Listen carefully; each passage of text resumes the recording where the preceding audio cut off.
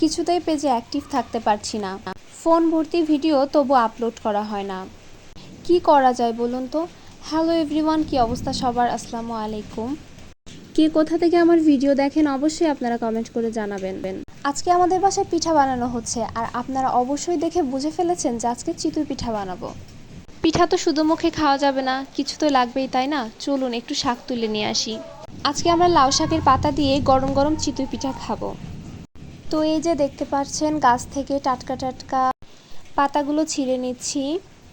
তারপর এগুলোকে পরিষ্কার পানি দিয়ে ভালো করে ধুয়ে কেটে সিদ্ধ করতে দিব। চিতই পিঠা আসলে কলাই শাকের ঘন্ট দিয়েও খুবই মজা লাগে। তো এই যে দেখতে পাচ্ছেন, শাকটা আমরা লবণ মরিচ পেঁয়াজ দিয়ে সিদ্ধ করে নিচ্ছি। আসলে গরম গরম চিতই পিঠা অনেক কিছু দিয়েই খাওয়া যায়। শাক ঘন্ট, গরুর মাংস, মুরগির মাংস, ঝোলা গুড়, আসলে যে যেভাবে খেতে পছন্দ করে আর কি। আর শীতের দিন দুধ রসে ডোবানো পিঠা তো আরও বেশি মজার হয়। শাকটাকে নামিয়ে বাগার দেওয়ার জন্য চুলায় তেল বসিয়ে দেওয়া হয়েছে। তেলটা গরম হওয়ার পর বেশ কিছু রসুন কুচি দিয়ে অপেক্ষা করতে হবে কখন রসুনগুলো বাদামি কালার হয়।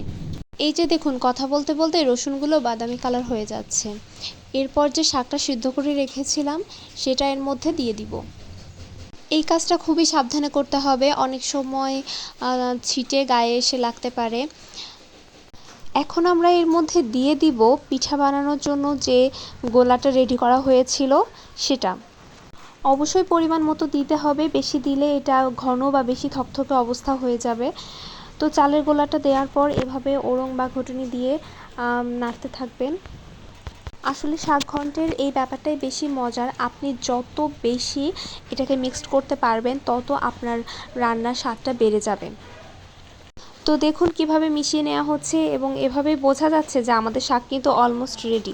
সিদ্ধ করার সময় যদি লবণের পরিমাণ কম হয়ে থাকে তাহলে আপনারা লবণ একটু অ্যাড করে নেবেন। আর এই দেখুন আমাদের শাকের ফাইনাল লুক, মানে এতটা লোভনীয় বলার বাইরে। আপনারা যারা খান এবং খেতে পছন্দ করেন অবশ্যই কমেন্ট করে জানাবেন।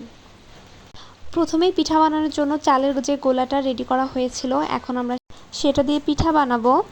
চিতই পিঠা আমার খুবই পছন্দের, কারণ এই পিঠাটা বিভিন্নভাবে খাওয়া যায়। আমাদের এলাকায় এটাকে চিতই পিঠা বলে, অনেক অঞ্চলে নাকি কাচি খোঁচাও বলে। আপনারা কি বলে এই পিঠাটাকে চেনেন অবশ্যই একটু কমেন্ট করে জানিয়ে যাবেন। আর আমার ভিডিওগুলো কেমন লাগে আপনাদের কাছে অবশ্যই কমেন্ট করে জানাবেন। ভালো লাগলে লাইক, কমেন্ট এবং শেয়ার করবেন। ফেসবুক থেকে দেখলে ফলো দিয়ে দিবেন এবং ইউটিউব থেকে দেখলে সাবস্ক্রাইব করে দিবেন। এই যে দেখুন পিঠাটা কি চমৎকার ফুলেছে। আসলে চিতই পিঠা গরম গরম খেলেই এর প্রকৃত স্বাদটা বোঝা যায়। যাই হোক, আমাদের বাসায় আপনাদের শাক চিতই পিঠা খাওয়ার দাওয়াত রইল। আজকের মতো আল্লাহ হাফেজ।